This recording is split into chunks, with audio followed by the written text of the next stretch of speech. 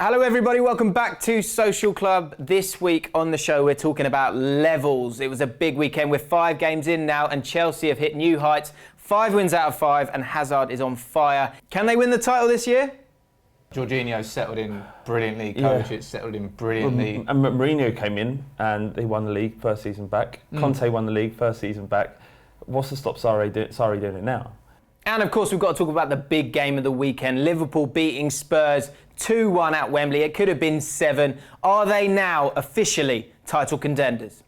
Their midfield is stacked in options. It really They're stacked all over the place. They are legitimate title challengers. So all we've been talking about when it comes to the Premier League title this season is Man City and Liverpool. United are nowhere near. Yeah, Spurs are clearly nowhere near. We're going to be talking about that later in Social Club today. But one team that no one is talking about, 5 games in, 5 wins, it's Chelsea Football Club. Top of the league. Top of the league, and they played Arsenal earlier in the season, so they have played someone. So why has everyone been sleeping on I think Chelsea? What it is the narrative of Liverpool and Man City was much more desirable. You look at last season, Man City ran away with the league. Liverpool came very close to winning the Champions League and beat Man City over 2 legs as well. So I think going into the season, it was reasonable, given the fact that Chelsea have a new manager, a new style. You assumed that it would take a while for him to get his kind of ideas across.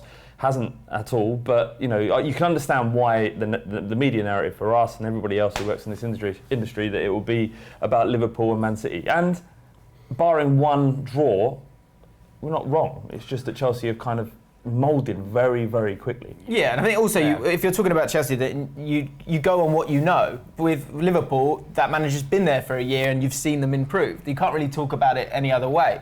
When it comes to Sarri, he came into that team very late. Remember, Conte was there at the start of pre-season. I don't know what he was doing. That must have been the weirdest training session ever. He's gone, do what you want, boys.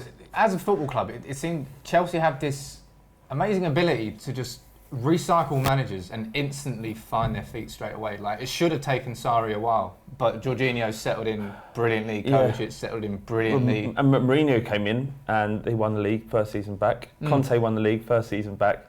What's to stop Sarri doing it now? Well, nothing right now. The way they're playing brilliantly. But it's the weird thing is, if you watch Sarri at Napoli, he's doing exactly the same thing at Chelsea. So it was predictable, but for me, it kind of feels like a bit of a Leicester under Claudio Ranieri. People didn't really know how to respond to the way they were playing straight away. Well, the same with Conte 2 years ago as well. But eventually they got found out because people clocked on to how to do it. Chelsea won the league before that. I know, but they did win the league before. But Chelsea attacked down the left-hand side, and they're brilliant at it because Eden Hazard is just storming it. Marcus Alonso playing as a winger more than a left back. It's working for them, but they have to come up against. They're playing Liverpool in a couple of weeks. They're playing United a few weeks after. It's only really after they play those games where you can properly test them. But they've smashed it at the start of the season. I think the thing that's glaring for me is that if you look at the start, you look at the pre-season, look at our predictions before the season started. 5th and 6th, I think we were all generally going for Chelsea and Arsenal. I think what we've seen here is just, yes, Sarri's introduced a lot of kind of vigour and energy into the way that they play, but the bottom line is the Arsenal squad is nowhere near this Chelsea squad. And if you then add to it, yes, okay, Courtois gone, but they've brought in Kepa, who looks good so far. I mean, look, Arsenal is the only sort of top 6 team they've played so far, so there hasn't been that much of a test for him yet. But that midfield 3 is a worlds apart from the athleticism and the quality that they had this time last season. Because you were having, what was it, like it would have been Drinkwater, Fabregas, and often sometimes it was Bakayoko in there. He's obviously an absolute nightmare. Yeah. Now you've got Jorginho, who allows them to play the way Sarri wants to play, and also just allows them to dominate games. Just his control of the ball and the way he sprays it around. He kind of does so much damage just by his ability to play a ball at length with so much accuracy as well. And like you're going to say, Kovacic. It's been a revelation, and obviously Kante. I think the thing is that what he's done 2 things. He's brought in players that he knows, i.e. Jorginho, that's enabled him to play the system he wants to play, and he's transported the tactics over from Napoli. So he overloads the left-hand side of the pitch, which gets Hazard on the ball, which pulls the other team completely out of shape. The problem that most teams would have in that tactic is that on the right-hand side it leaves huge gaps. Especially on the counter-attack. But you've got Kante there. And you've got Azpilicueta there as well. A lot of people will be talking about how he's not been as good as he was last season. But defensively, if you could pick anyone in that squad to have to deal with a lot of people coming down that right-hand side, if you could pick two, which is normally how it works, you have your right-sided player and your right full-back, it's those two, isn't it? It's Kante and Azpilicueta. Yeah. And so what's going to be really interesting is that Liverpool game. That's the real test in a couple of weeks, because you're going to have, as much as you're going to have that right-hand side, you're going to have Alonso, who's been brilliant going forward. A lot of Chelsea fans saying that he's been better defensively as well. But again, he hasn't played against a player like Salah on that right-hand side. No. Or a team, and you saw it, we're about to talk about it, of course, Liverpool, Spurs, the way that they kind of play down the right-hand side and then look to break, and Mane gets involved from a more central position. So that's going to be the real test for It's going to be, Chelsea. if that does play out that way, it's going to be hugely congested on that left-hand side of the pitch. And I think what it'd be, in order to negate that tactic, you have to win the ball back and switch play quickly. And it seems like a kind of obvious way to go about it. But if Chelsea is so overloaded on that left-hand side because that's the way he plays, then it may be a way that you can exploit that tactic down the opposing side. So they have an issue with getting hit on the break. You saw it against Arsenal. They got carved open many times. They beat Bournemouth 2-0, but they should have conceded. They should have conceded. That's the issue. They conceded against Newcastle, who had one shot on goal. So there's issues in that Chelsea side, but it's almost like they're playing football the right way. You can't take anything away from them. This is exciting football. Sarri came with that reputation. He delivered it almost instantly. It'll be fascinating when they play Liverpool, because they are so good on the attack, as we'll come on to. That a Chelsea versus Liverpool game is going to be excellent to watch this year. What do you think about Giroud? He finally got that first start. Hazard saying he's the best target man in the world. Giroud, like, if you look at the French squad, France have just won the World Cup. Giroud is their starting striker, and they are littered. Lacazette didn't get in the squad. Martial didn't get in the squad. Not really a centre forward, but he was chosen ahead of a lot of talented players. And Deschamps trusted him the whole way through, and Sarri's trusting him, and Hazard's thriving because of it. He allows. You want a target man up there. It's kind of what Lukaku does at United. He frees up the space for others because because two defenders have to defend against him. They know they can trust him. They know that he gets the ball, he's not going to lose it. He's going to hold on to that ball and he's going to lay it off. So that means the players can commit. They don't have to worry about the ball bouncing off of Batshuayi's knees. Because, do you know what I mean? They've got Giroud who can hold on. And I should say, we've been saying this for a long time, Giroud was so underrated at Arsenal, I think. They didn't realise how good a player they had. It's just that because he wasn't that kind of star, Aubameyang-esque kind of striker who's going to turn something out of nothing, he almost wasn't desired there. Whereas I think at Chelsea he's being used perfectly. They don't need to go out and buy a striker because they got Giroud. And that they could win the league with him as the point of their attack. I think in this sort of, in this Twitter age where you've got stats coming out of your arse, that's the thing with Giroud here, you don't realise. And I used to say about Emil Heskey for England. Yeah. When Emil Heskey played for England, I think he was in that 2010 World Cup squad, and he didn't score goals for them, but he was that backboard. Well, yeah, when have you ever seen a stat that says held up play, 100%? Laid it off. Percentage rate. It's not. Stats are useful and can tell you something about the game, but not everything. But when we talk about when you talk about strikers, you talk about goals, don't you? And the numbers are a big part of it. Giroud doesn't fit that mould. But what it could lead to is Hazard. He's got 5 goals already. Yeah. He's got 5 goals already. Yeah. Sarri's saying he could score 40 goals this season. His best is 19 in a season. I've got a mate. He's a Chelsea season ticket holder, and he said you will see so many goals from Hazard this season. And the way that they're set up, he is going to be the main man for this. And Hazard has to not. It doesn't have to improve now, because what you're seeing is what you should be seeing from him the majority of the time. He disappeared in that final season under Mourinho, like most of the Chelsea players did.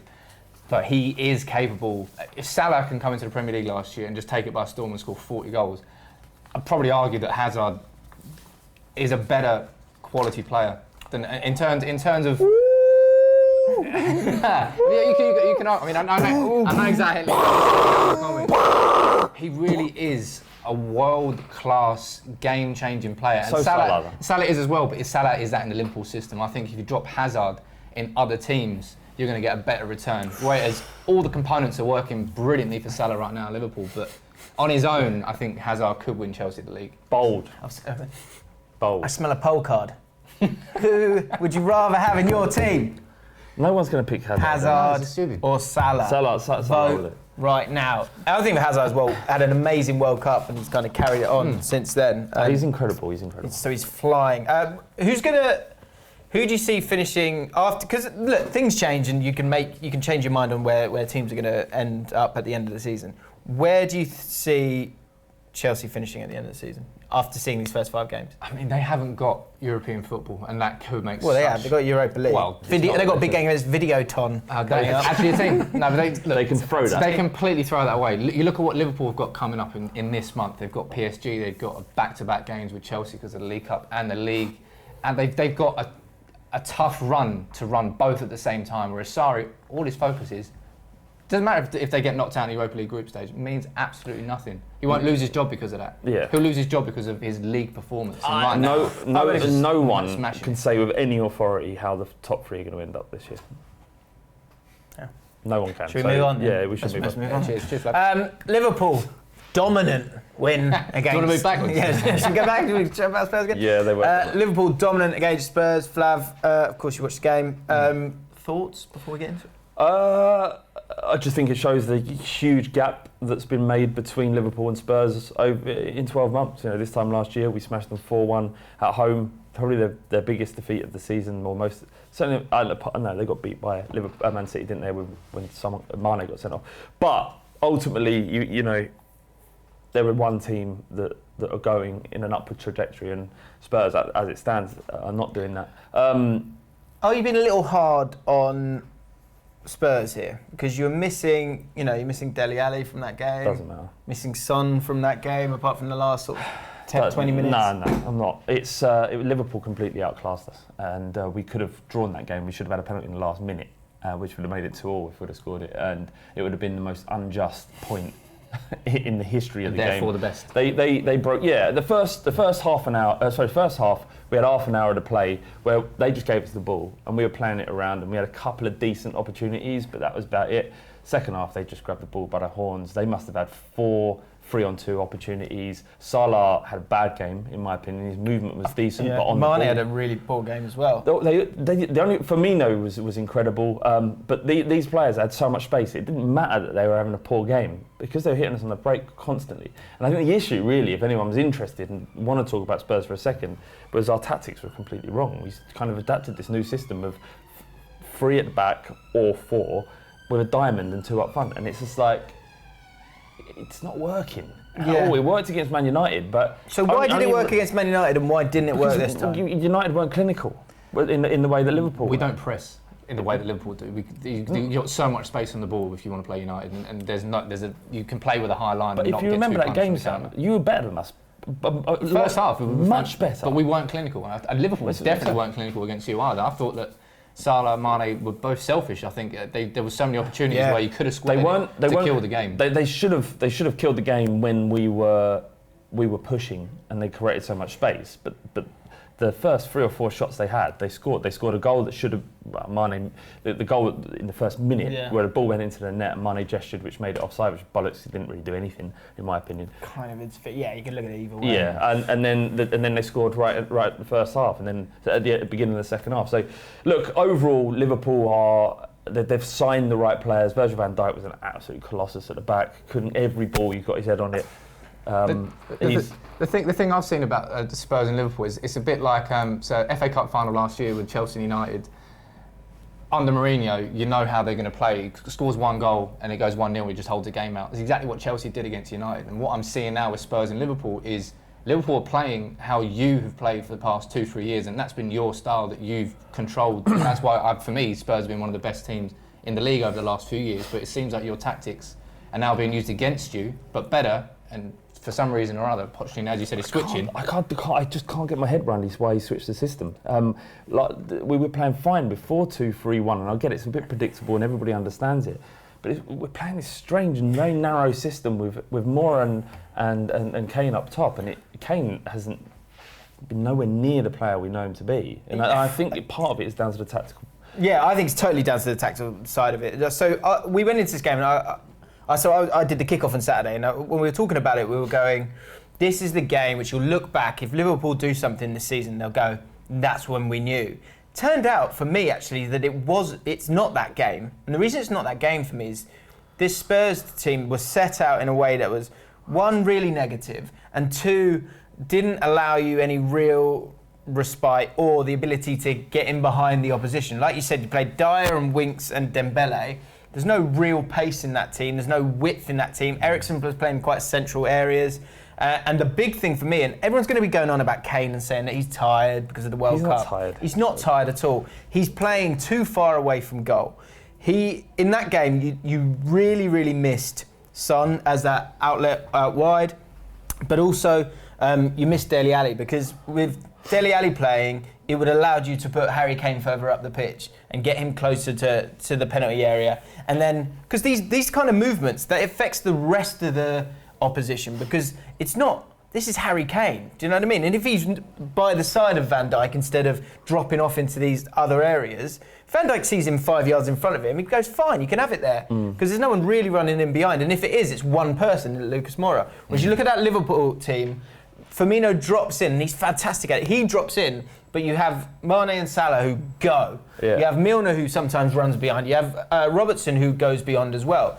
Pace and width in the Premier League is what hurts a lot of teams. And Pochettino made a massive, massive error in picking the team that he did, because it was so. It was negative. He's played. This is the way he's played since the first kick of the season. It wasn't.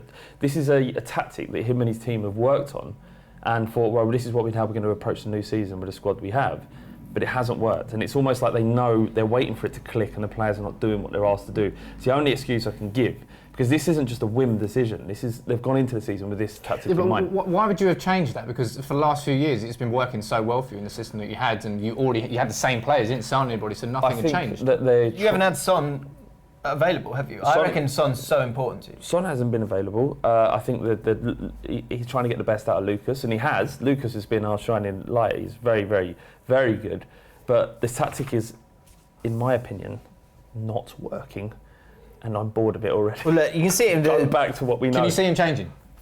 I don't think he'll change it. I think he thinks he understands. Who the fuck am I to tell Pochettino anything? I think he understands, or he sees something, and he may think that we're just a few games for it clicking. He's done it before with switching to back threes when it didn't seem like it was a good idea. He switched around our tactics a lot. You've got to trust in him, but at the moment it's very frustrating, and we've had 30 minutes of decent football this season against United in the second half. Going back to Liverpool, so again with the stats here, final thing, on Spurs, 60% possession Spurs had, but then you look at Liverpool, 17 shots Liverpool have seen, they've adapted and they've changed as well, because they let us have it. They didn't press in the way that I understood Liverpool to do. The Gegenpress wasn't there. It was almost like, well, we can give you the ball. You can have the ball. The minute you lose it, we're coming. And that is a really exciting, sexy way to play football, in my opinion. It's the way that I loved Spurs playing at times last season. But I think it goes back to having ball carriers in the middle of the park, because you had Dyer, Dembele, and Winks. None of those guys. Well, Winks and Dembele can carry the ball. I mean, a little bit, but not properly. You got Wijnaldum, who can drive with the ball, and he was at the bottom of it. Milner used to be a winger. Keita, is a box-to-box midfielder who can dribble with the ball. In attacking areas, I don't think you had any options. That was the big thing that killed you for me.